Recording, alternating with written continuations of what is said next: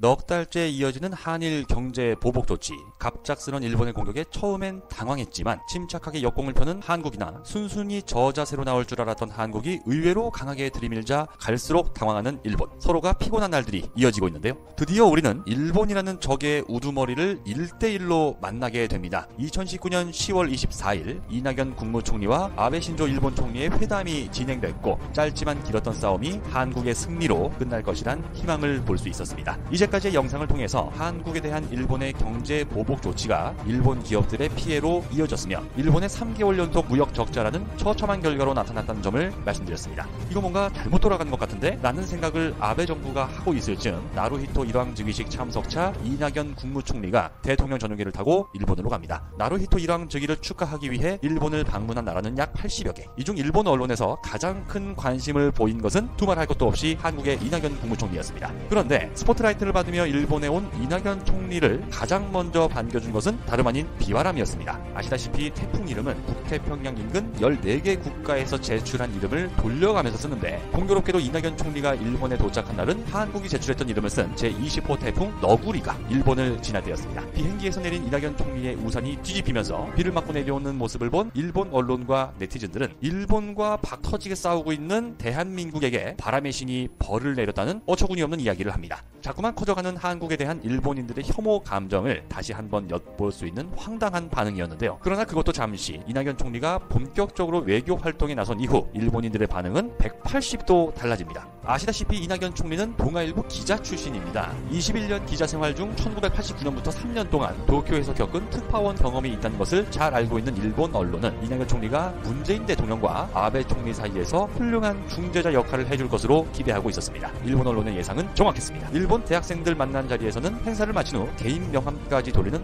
파격적인 친밀감, 책임감을 가져야 한다고 갈굴 때는 일본이 세계 지도국가로서의 높은 위치에 있다는 말로 자존감을 지켜주는 태도를, 통역이 필요 없을 정도의 일본어 실력까지 갖춘 이낙연 총리의 모습에 일본 열도 국민들이 크게 놀랐다는 반응입니다. 게다가 이번에 아베를 처음 만난 자리에서 이낙연 총리는 14년 전 서울 왔을 때 비오는 날 같이 소주 마신 얘기를 불쑥 꺼내면서 단번에 딱딱한 분위기를 깨버리는 모습도 보여줬는데요. 이러한 기술이 먹혀들면서 당초 10분으로 예정된 회담 시간을 2배로 연장시켜버리는 성과도 거두게 됩니다. 이번 이낙연 총리 일본 방문 기간 동안 우리의 대화 시도를 원천적으로 차단했던 지난 7월 일본의 모습은 찾아볼 수 없었습니다. 아직 남아있는 자존심 때문에 일본의 보수 언론은 이번 두 총리의 회담 결과를 평가절하하고 있습니다만 우리 모두와 전 세계는 알고 있습니다. 지금 일본은 의외로 힘들어하고 있다는 사실. 그 위기에서 조금이나마 빨리 벗어날 수 있는 방법은 위기를 만든 아베 정부 스스로가 잘 알고 있으리라 믿어 의심치 않겠습니다. 조만간 다른 영상을 통해 또다시 인사드리겠습니다. 궁금한 점에 대한 댓글은 언제든 환영하면서 좋아요 버튼, 구독하기 버튼도 눌러주시면 진심으로 감사하겠습니다.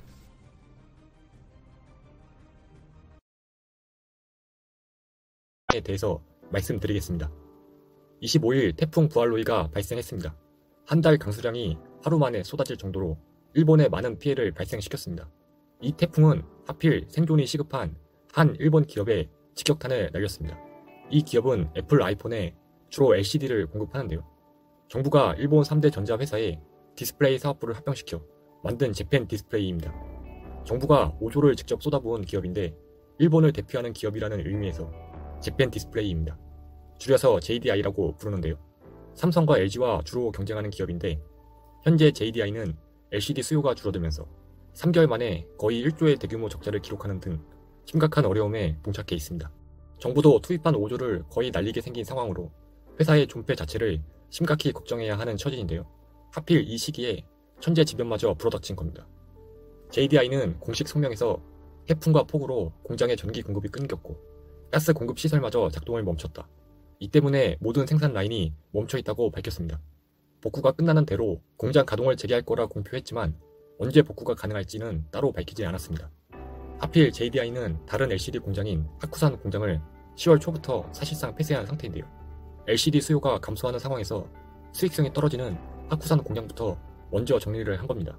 모바라 공장을 복구하는 사이 하쿠산 공장을 임시 가동하면 됐을 텐데 하필 폐쇄한 시점에 태풍이 몰아쳐 공장 두 곳이 한 번에 가동 중지가 된 상황입니다. 이미 하쿠산 공장 직원 중 1200명이 퇴직한 상황으로 재가동은 쉽지 않아 보입니다. 오히려 퇴직금 지급으로 향후 약 900억의 추가 손실이 전망되고 있습니다. 하쿠산 공장은 OLED 공장으로 전환을 검토 중이었는데요. 중국계 자금 지원을 받아야 하는 선결 조건이 있습니다.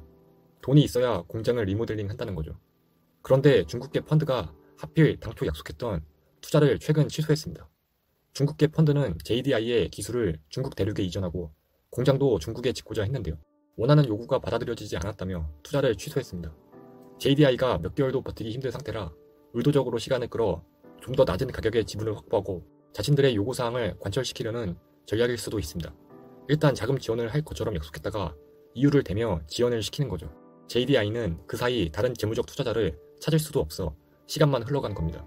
그래서 더욱 어려운 상황에 처했다는 분석입니다. JDI에 납품하는 일본 내 소재 부품 기업들은 발만 동동 구를 수밖에 없는데요. 사실상 일본 내 주요 디스플레이 기업이 JDI와 샤프 정도만 남은 상황으로 일감이 줄어들게 생겼습니다.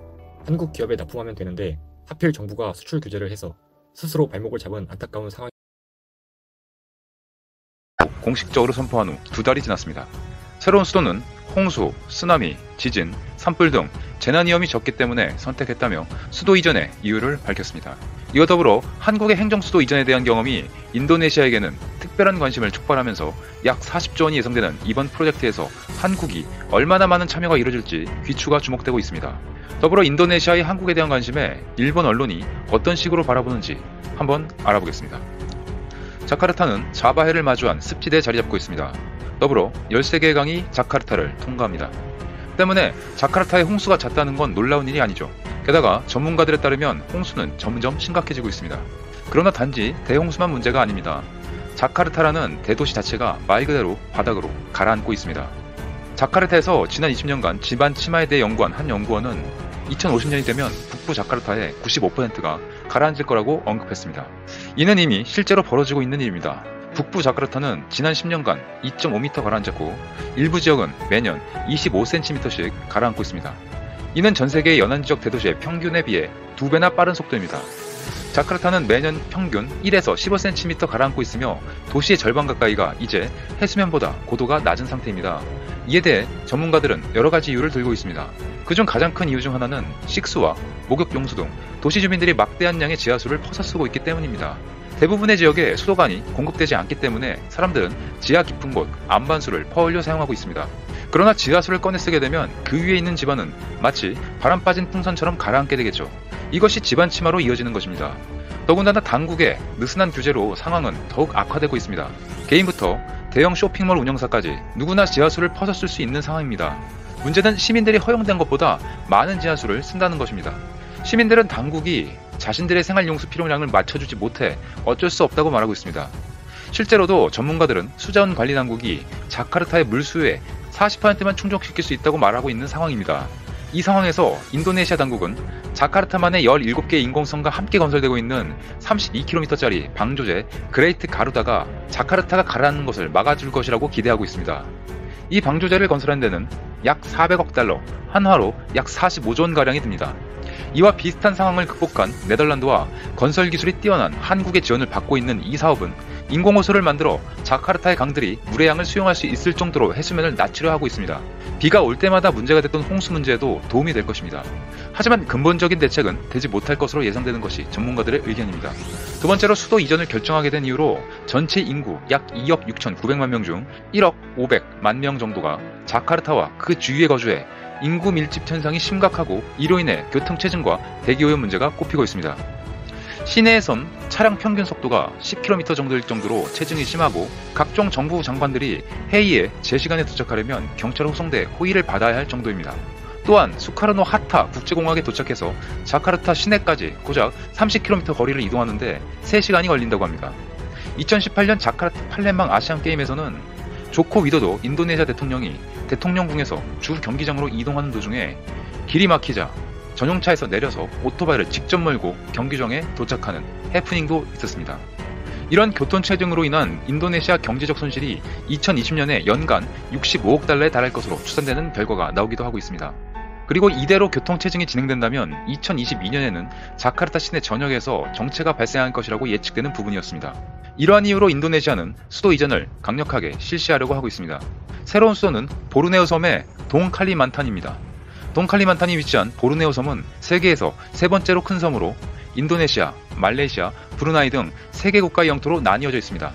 조코이 대통령은 행정 수도를 칼라만탄으로 옮기고 자카르타를 경제와 산업의 중심지로 분리하여 역할을 분산하겠다는 계획입니다. 그는 이어서 수도를 이전하면 해당 지역의 산업화가 뒤따를 것이라면서 자카르타는 세계적인 비즈니스와 금융도시로 계속 개발될 것이라고 덧붙였습니다. 신행정수도 건설계획 1단계에서는 공무원 20만 명과 경찰 및 군병력 2만 5천 명을 포함한 인구 150만 명을 우선 수용합니다. 하지만 인도네시아는 다른 국가에 비해 수도 이전에 대한 경험이 없죠. 또 이에 대한 자료들도 부족한 것 같기에 다른 나라가 수도 이전한 것에 비해서 비용이 2배에서 4배 정도 더 들어간다고 예측되고 있습니다. 그렇기에 이에 대한 경험을 가지고 있는 나라에 대한 협력이 필요하며 이것이 비용을 줄이는 방안으로 구상하고 있습니다. 여기서 한국의 역할이 중요하게 대두됩니다. 바로 한국은 행정수도를 이전해본 경험이 있는 것이죠. 또한 이전한 후에도 전문적이고 성공적인 운영을 통한 결과가 있었습니다. 인도네시아는 이런 점을 높이 평가하여 한국과의 논의를 시작할 움직임을 보이고 있습니다. 인도네시아 공공사업주택부 장관 및 국가개발기획부 차관보 등은 한국 실무진들과 면담을 통해 인도네시아 수도 이전 관련 부처 관계자들과 교류, 협력 방안에 대해 실무 협의를 진행하였습니다. 이는 양국 정부 간 교류 협력을 확대하기로 하였으며 세부적으로 11월 초 인도네시아 자카르타에서 공식 교류 협력 양해각서 MOU를 체결하기로 합의했습니다.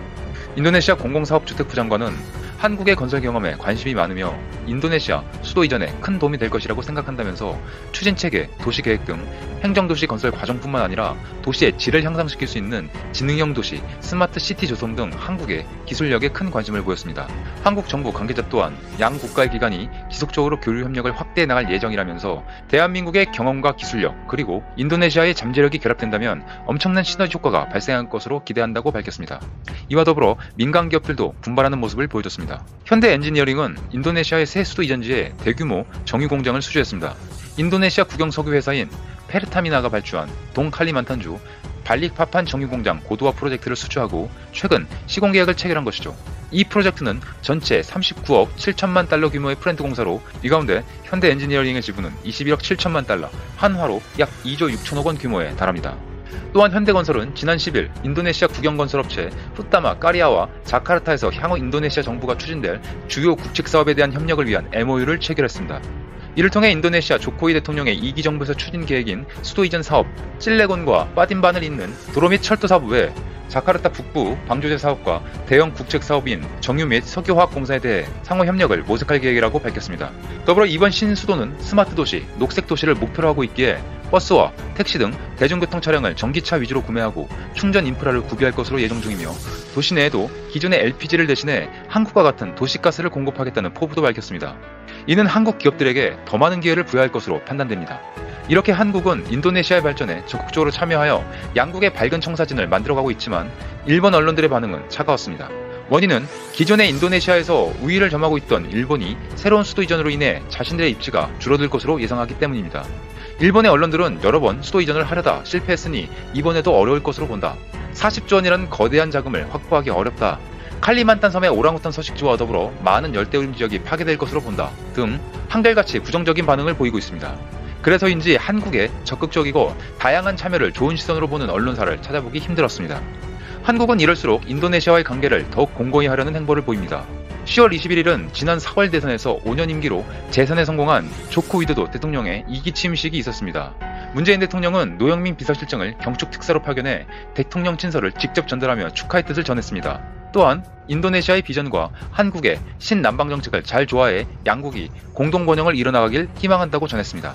점점 한국과 인도네시아가 같이 해야 할 일이 많아지는 것을 양국은 잘 알고 있기 때문에 더욱 긴밀하게 연결될 것이라는 것이 한국 정부 관계자의 말입니다. 중요한 것은 일본이 이제 어떻게 나올지 두고 보는 일입니다. 본인들의 영향력은 점점 줄어들 것이라고 생각하고 한국은 점점 인도네시아와 가까워지는 이 순간 어떤 방식으로 나올지 한국은 항상 긴장하면서 차근차근 우리 할 일을 해야 할 듯합니다. 한국과 인도네시아의 좋은 소식이 많이 들리기를 기원합니다. 이상 이슈텔커였습니다. 좋은 정보 항상 유익하게 전달하겠습니다.